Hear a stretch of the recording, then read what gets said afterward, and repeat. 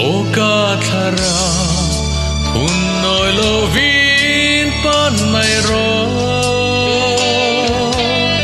I cross putsu ritle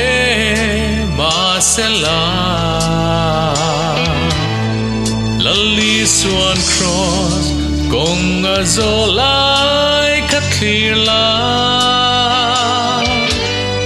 Vuina tu Rengi nei lova I kong te tsu Tim le trin mahse Tui fon te tsu sang le mahse la Ki pui le tui fon Hau re tu ka Kan lal pathia nge ya ni sia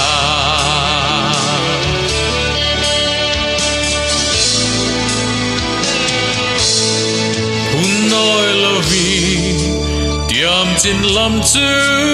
pan mai ro I kong te chu a chun eng zela Rinna be se na ti fam kim tu ani Ring lovin sula ring mai ro I kong te chu tim le trin mahse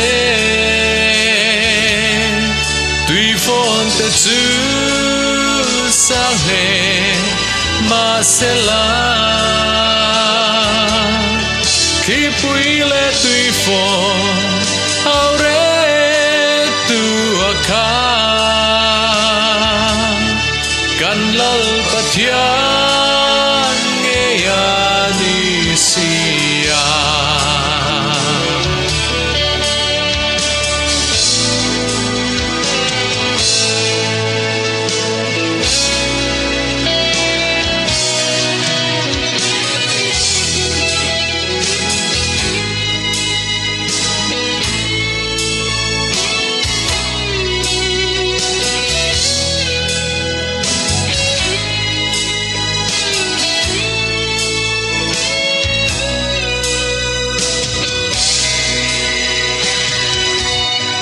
Arei tolo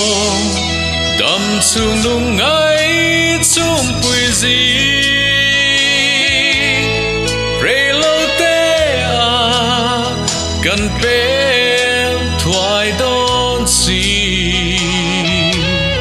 Shre om na le boy na chung pia lam ma so Ni engoi ta Chu alo lang do I kong te chu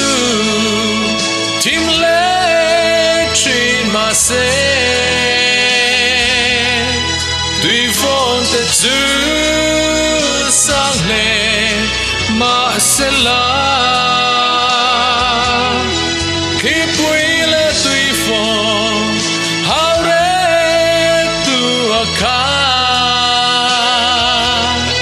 Kan lal pathia